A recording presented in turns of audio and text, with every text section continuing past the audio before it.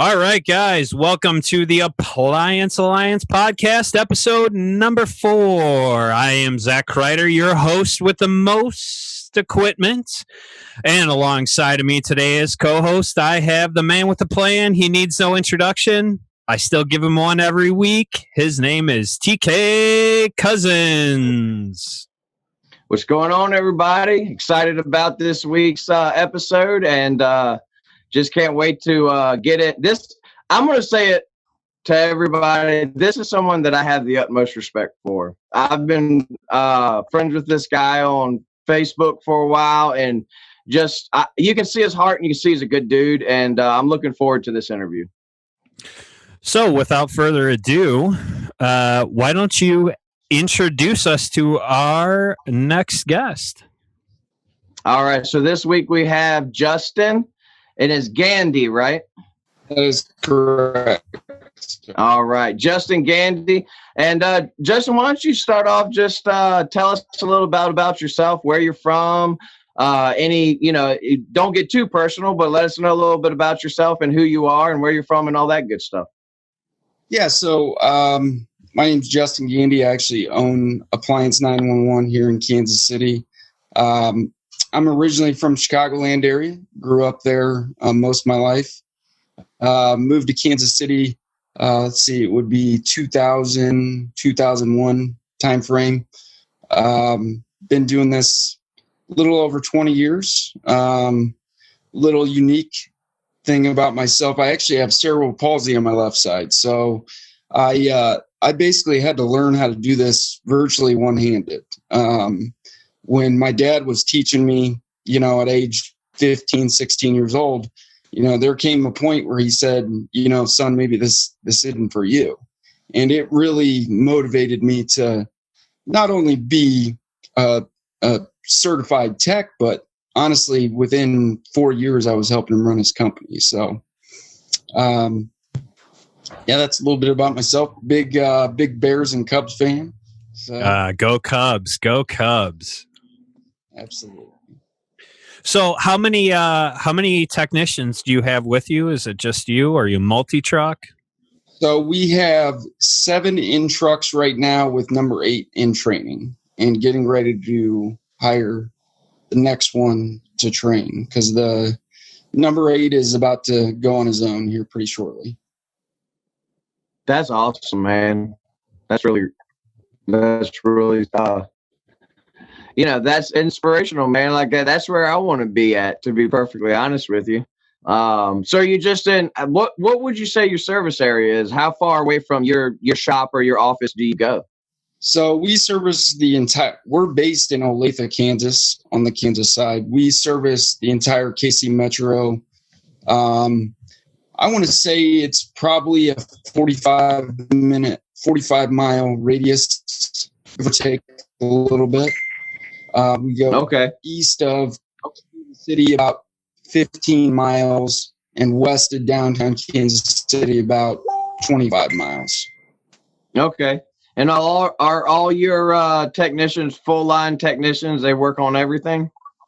Yeah. So, the biggest thing when me and my wife started the company and we started expanding and training people, I made the mistake early on to hire somebody that wasn't invested in the business, and we decided to pivot and start training within. I had a lot of experience at previous companies where guys would say they don't work on this or they don't work on that. It makes it logistically a nightmare when you're scheduling for one thing, when you have guys that don't work on everything. But more than anything, I didn't want guys cherry picking, because it creates resentment between technicians. So, my philosophy was you work on everything or you don't work here. And amen. Their fair share of the good ones and the bad ones. Yeah, I'm the same way, man. I will never understand that that mentality where you have certain technicians that don't work on certain appliances. Like if I said, here's a perfect example. So you go into a house, you're there to work on the washer, and let's say they have an issue with their refrigerator, and we've all been there, we've all seen it. You walk in, you're working on the washer. The customer says, hey, can you look at this? What does that technician that doesn't work on refrigerators say? Do they say, no, I'm not leaving that money on the table. I'm going to get that money while I'm there. Yeah, and I think that philosophy comes from the big corporate places that we don't need to speak of, but that really they don't want to train competition. I mean, so their philosophy is that they only work on certain products, they can't become my competitor, which, my philosophy is this: if you embrace this and you because as this stuff gets more and more advanced and harder, you want guys that are going to go out there and try to figure stuff out, because otherwise we're going to get left behind. So even though I've been doing this 20 years, I got guys that have been doing it 2 years. They've seen stuff that I haven't. I mean, it's just the natural flow of the industry. So not only, can I use them as a resource to kind of say, hey, have you seen this or whatever? But I also believe if you treat your guys right, they're not going to want to.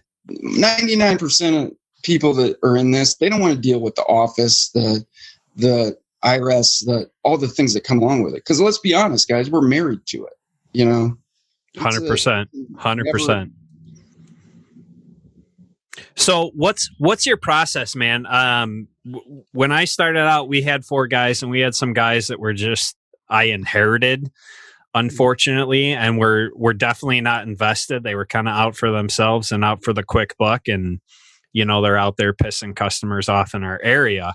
But what was your process to scale like that? Like what did it look like going from 1 truck to now almost 9 trucks?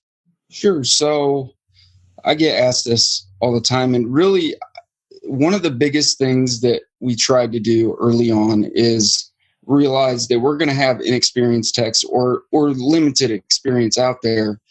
And the easiest way that I found to negate that was go after property management calls, because they have more basic appliances. Your actual customer that you're dealing with, the landlord, is not in the home. So if they misdiagnose, something happens, they're less likely to blow your company up and say you did a bad job, where maybe I can send another guy over there without the landlord even knowing something happened. So the point of them being a ride-along guy to, hey, starting to do 3 to 4 calls a day, that hurdle was much lower. And then slowly transitioning them into refrigeration and some of the other products. The other thing, I hate to beat a dead horse to death, but from the very beginning, when I bring my guys on, I'm selling them the dream that this can change your life financially, because I profit share with my employees. I feel like it's the best way that they're going to protect me long term, as well as protect the image of the business. If they have financial stake to gain from doing a great job, then in turn it's going to be good for me and my wife. So transitioning, getting guys, first of all, getting the first guy out there, leaving enough time in the schedule in mind that if something happens, I can be there for him instead of just sink or swim. Because I did that before. When I learned this, it wasn't, you got 4 calls a day, you got 8 to 10 calls a day, and you just had to figure it out. That's just how it was, Granted, back when we probably learned, there wasn't control boards and thermistors and, direct drive, dryer, basic dishwasher. Yeah. It was, but it was still 8 to 10 calls, sink or swim. Absolutely. The other thing, I feel like 8 to 10 calls back in that era, because I wasn't around then. I didn't go through that era where you were working on a bunch of direct drives and the old mechanical stuff. But I feel like back in that era, I could have run 8 to 10 calls a day. Because, dude, that old mechanical stuff is easy. Oh, yeah. There were guys that I knew that ran 12 to 14 a day sometimes. If you're in a small enough area, you could really knock them out. Doing a motor cup and take you 10, 15 minutes. I saw guys do it without taking the shell off. They literally pulled the pump to the side and pop it right on without even taking the shell off. Just tip the machine up and drop that pump to the side. Yeah. No, you could definitely do that for sure. Yeah, I walked in on a direct drive Kenmore 80 series today, and man, my heart flutters a little bit when I walk in and I see that older direct drive machine sitting there. It's just like, oh yes, an easy call. Because no matter what it is, it's pretty easy call. It's fact. Well, let me ask you this, man. As somebody who's I know me and Zach are aspiring to grow our businesses, and you said 9 techs on the road now. So we got 7 with one and about to go out on his own, and then we're about to hire number 9. Okay. What do you do as far as training for those guys? Is it all hands-on? Do you send them to any other outside sources or anything like that? So a lot of it's in-house training. I actually rotate who they go with because each guy is seeing different kinds of products on a regular basis. And I want them to have different points of view so they can kind of shape it into their own. We also get together and kind of have a classroom type deal where, we'll go over parts inventory for one thing. My guys are essentially 1099 contractors, so they supply a lot of their own parts, and I reimburse them as they go. Coming up with a basic list of inventory to start out is a huge thing. Over 20 years of doing this, I've kind of compiled a list of things that are the cheapest version of everything. For instance, like the Whirlpool ice maker, we've all seen it on Maytags for years. You can use that on the electronic eye ice maker if you just take the rake shield off, and it's $40 versus $110. And you can use it on everything. So what's the... Go ahead. I'm sorry. No, I think parts inventory is one of the biggest things people overlook, because if you can manage to complete a job on a first trip, your profitability goes up tremendously. 1,000%. I agree with that. I was going to ask you a different question, but that kind of led me to a question that's been it's been rattling around through the apprentice group and a couple of us owners. What are you using to track inventory? Like, what's your process there? So the main part supplier that we use, we get electronic invoices every time a tech purchases it. And on the PO, it actually puts the tech's name. Well, my wife has developed a system essentially that goes into Google Drive that will show how many they've purchased, this fiscal year or this quarter.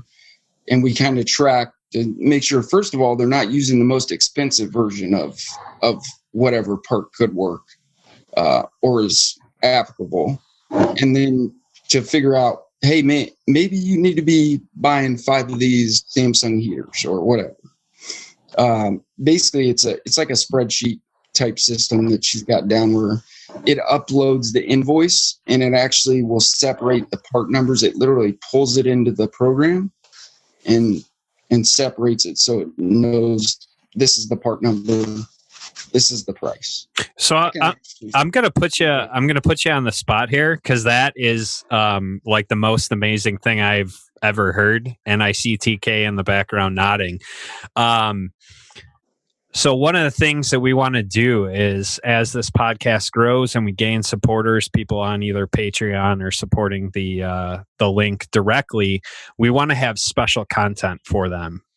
So is that something maybe you and your wife would be interested in doing, a very special webinar for that select few that support this podcast and really help to add value to the appliance community? Yeah, absolutely. And from the business side, I mean, she's really going to be the one that, we could bring on and go more in depth, because a lot of this, she didn't have an appliance background, but she had other background, and she kind of, mixed the two together. And it's, I have to say, I mean, it's made things a lot smoother. It's a good synergy for sure. No doubt. That's awesome. Without her, this business would have never taken off the way it has. I mean, you got to have that person in the office that watches your back all the time and keep things together. I mean, there's so many things you guys know, sales tax and, taxes. How many office personnel do you have working for you right now? So we have one full-time, one part-time, and then my wife. And do you have like I guess a head CSR? Is your wife the head CSR? I would say the girl in the office that we initially started just answering the phone, she's becoming the office manager. We're trying to build this to the point where we can distance ourselves further and further away, so it'll be self-sustaining. Smart man. Her husband has been doing this for quite some time, so she has some knowledge in the industry that a lot of people in her position don't, which is, it's so valuable. What's your ratio of office staff to those in the field? So I would say full time we got 2 for 7, but I mean, as I intend to have 3 more techs by the end of the summer. So as we expand to closer to 10, I think we're probably going to hire another full-time person, because more than anything, the phones are ringing so much. And this is something I didn't anticipate, is the phones are ringing so much that they're rolling over while she's on the line, and we're missing calls that aren't even showing up on caller ID. Yeah, we completely understand that. My right-hand man is sitting behind the other side of this monitor, shaking his head. Yeah, you got to have an amazing office staff. They are the backbone of your company. I don't care if you're an owner, operator, technician. You treat the office staff great because they make the business happen for sure. 100%, man. We've given her 6 raises since she came to work here, because I mean, that's the face of the business before we even get out there.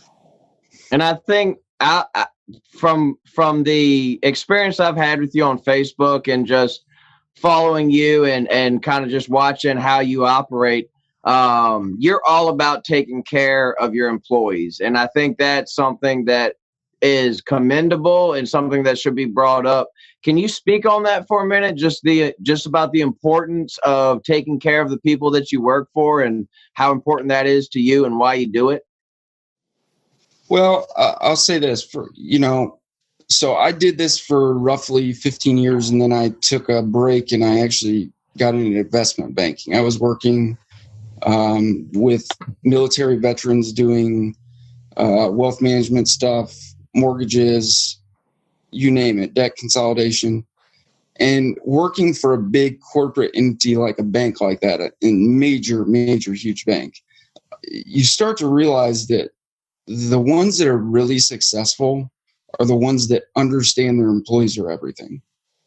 It's just what I saw firsthand is the successful, because I worked at multiple ones over a 6-year period.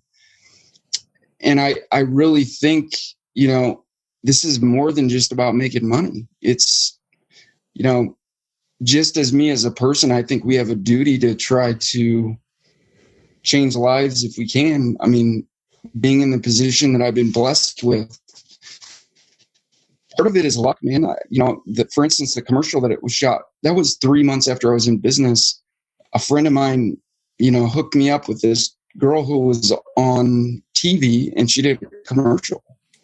I just feel like at the end of the day, the smartest man that I really look up to and have looked to as a mentor has always said to me, judge a man by his wealth, not by what's in his pocket, but how many people come to his funeral. And that's powerful. I mean, I truly believe, you gotta try to influence people's life in the right direction, and it's going to come back to you tenfold.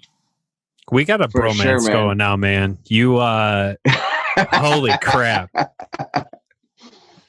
You're speaking my language. I mean, seriously, just, TK and I have talked about synergy. Him and I really have a good good synergy. We came from a very similar background, but man, your mindset just matches the way that both TK and myself approach business and how we deal with. That sounds terrible. How we deal with employees. You know, the team that works with me, they're my family. You know what I mean? Like I could not do this business without them. And we've had an interesting 5 years. I bought an existing business, so we've been in debt from day one, and the core team has stood behind me, and just standing behind them and providing a future for them is what's most important to me. Yeah, what Zach is trying to say is that you just got elected as the third co-host of the Appliance Alliance. 1,000%, 1,000%. I've told so clear your schedule every Tuesday. I've told TK numerous times, like, I feel like we're on the same page. I watch all of his stuff. It's pretty inspiring what you guys do, brother. Honestly, I mean, this could be a huge platform to really make some, not only within the industry, but there's a lot of guys out here that they're lost trying to find their way, and I take that serious. I got a whole list of guys that are on my Facebook Messenger that are texting me all the time, asking me, what did you do with this situation and this situation? Yeah, I tell them all the time. You guys are so focused on the technical side of the job. You got to realize the biggest portion of it is customer based. Yes, for sure. And I think, I'm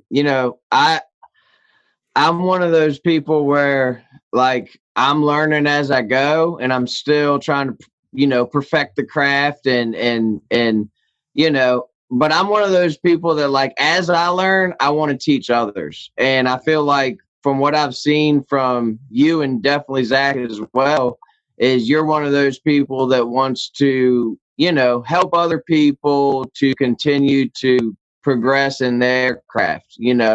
I'm one of those people that I don't think there's such thing as a stupid question. Like, as long as you've done your due diligence, if you have a question, ask it. It's one of those things. And I think the appliance repair community in the service industry as a whole is one of those things where if something doesn't change within the service industry in the next 10 to 15 years, it'll be a huge problem for our country, because we need service people. That's my ADD talking. And not just service people, but honest service people. And I feel like the three that are on here, all three of us really have that same mindset.